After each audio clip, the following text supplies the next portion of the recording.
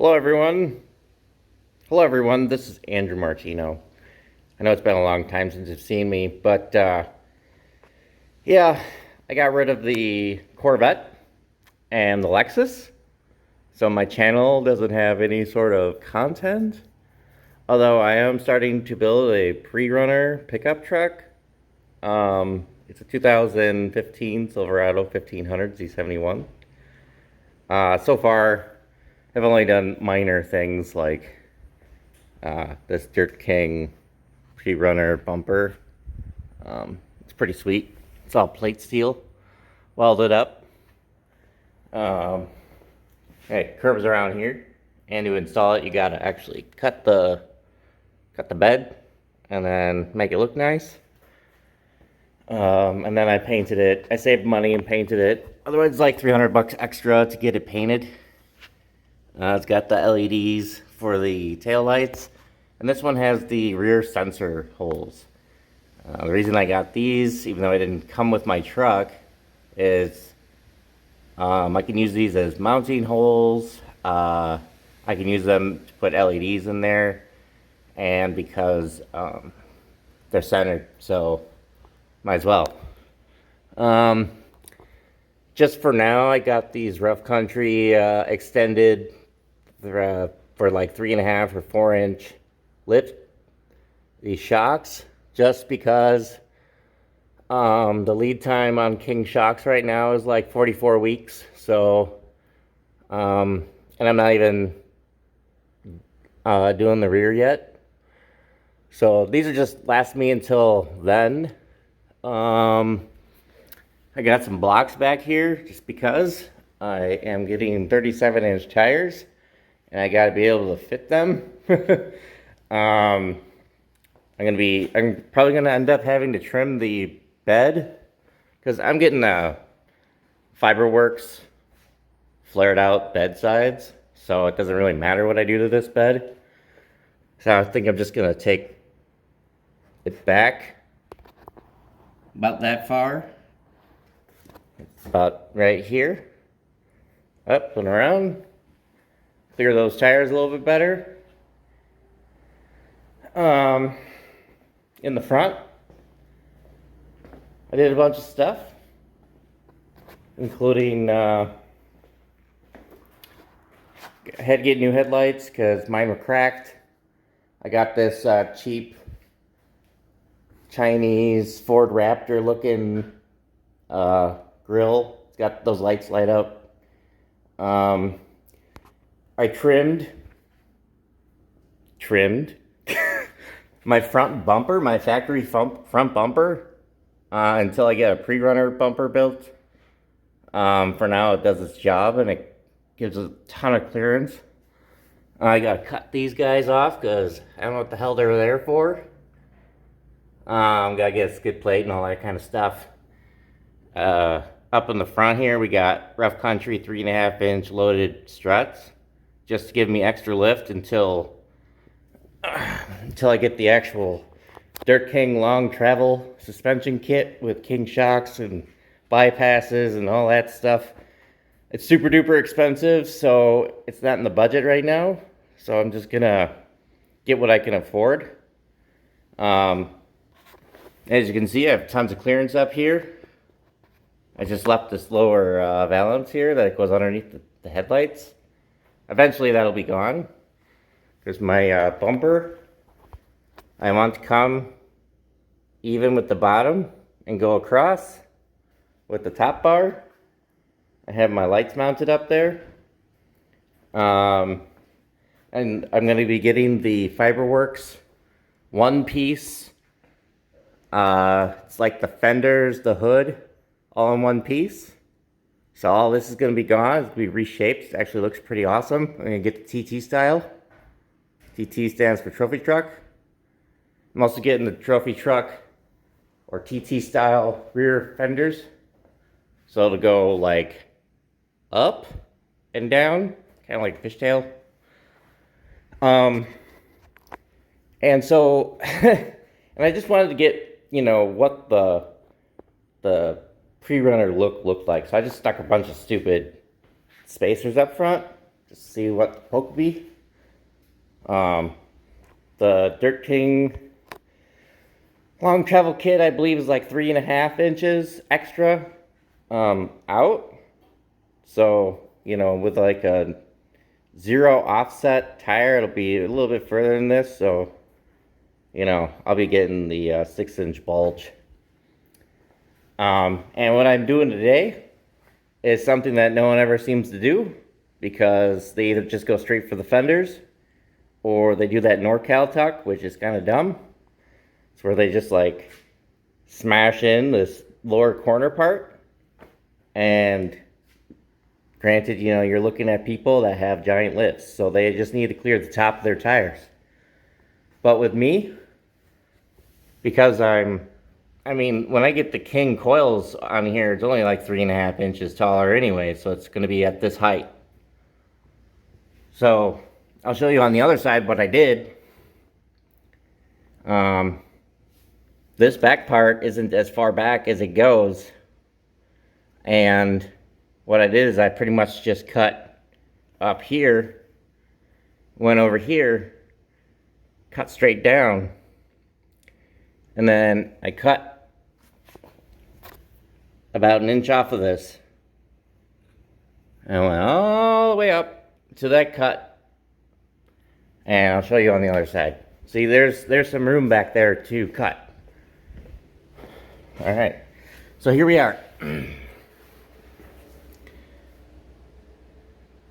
We got all of that cut out. You can see I went back to close to this right here. On this piece metal right here, which goes up, that's got some spout welds on there, which your inner fender wall attaches to. You got to break those off while you're cutting this. I guess be sure not to cut this all the way across, like I did. Where are you? Yeah, right here. I kind of cut into that. Probably shouldn't have. But as you can see, I just went up to this point here, cut, and went in. And you got like an extra 2 inches in here, as you can see. So, and I bent all this back with a hammer. This is going to take a bigger hammer, but you can see that you won't cut beyond the fender or the firewall or whatever. I mean, you got still this much to go. You can cut even further in, but you got to mind that it's also, we got this metal back here, which is part of the fender. You gotta hammer that in, and it's getting a little difficult. So I figured about an inch or so, about 1.5 inches. In here, I got all these, bent them back, and you can see where that's cut. So it gives quite a bit. But see right here, bigger hammer, hammer them back, and you're gonna get like 2 more inches of where you need it. I'll show you what it looks like. So these are the factory tires. They're like 31s, 30 and a half. And see that extra bit there? I mean, that's another 1.5 inches, 2 inches. And once I get those spot welds bent back, it'll be plenty enough to put 37s in here, full lock at 0 offset. I ran out of discs, so I didn't do the other side yet. I think just for aesthetics, I might follow this line right here, kind of up, make it look better. Only problem with doing that is taking more rigidity away from it right here. You know, it's attached to that. You'd have to cut that out to make it look prettier, and I don't really believe in that. Yeah, so yeah, like, so the front suspension costs like $7 grand in total for the suspension components, the bypasses, all the special bracketry, the welding, control arms, all that kind of stuff, and then the shocks. If I'm going with King shocks, that's gonna be a pretty penny. I was thinking about going Fox shocks, but everyone's like, yeah, you know, Fox shocks, they get better components on the basic ones, but if you go race, then you know, Kings are comparable in price and you get what you want. The only problem is that King shocks are like super duper back ordered. As you can see, I also took, you know, all the fender liner out just so I have no rubbing anywhere. And when I get the fiberglass one piece, you know, I'll just be tubbing that out. You can go to Dirt King Fabrication and get their inner fender, which brings it up and in. But it's the same, it's just a fancy one. You know, you can make your own out of plastic or whatever you want. I'm gonna probably have to relocate my windshield washer fluid and maybe adjust the height of this, maybe cut it straight across.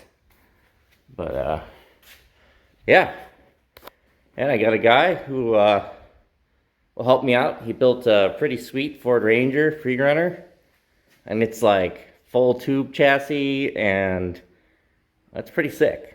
So I was talking to him because he's selling it, and I was like, hey man, can you like help me out with my truck? Because I live in Wisconsin and we don't have a whole lot of resources here. So I'm on all like the SoCal pages and stuff, and Phoenix area, like 454 Motorsports. But yeah, so I'm in contact with all these people. Dirt King's pretty awesome. Called them up, or I sent them an email. They priced me out everything I need. They told me, well, I couldn't get the race kit because it's 4-wheel drive. So, you know, they put me in the right direction, saved me some money. I'm going to keep the 4-wheel drive because I do live in Wisconsin for now. And it's kind of nice when it's snowing. But yeah, I'm going to pull this out. I'll just let you look at it a little bit better. So 1 second. All right, so here's my truck from the outside. As you can see, it looks kind of ugly, but you know, that's going to change with all the fiberglass and whatnot. Here it is from the side with those cup fenders. And with the simulated long arms with spacers, you know, it'll sit something like this, probably with a whole lot of better camber. So, you know, this is just factory crap. There's that light, those lights up there that I wired in. I wired this into my fog lights just because it was easy.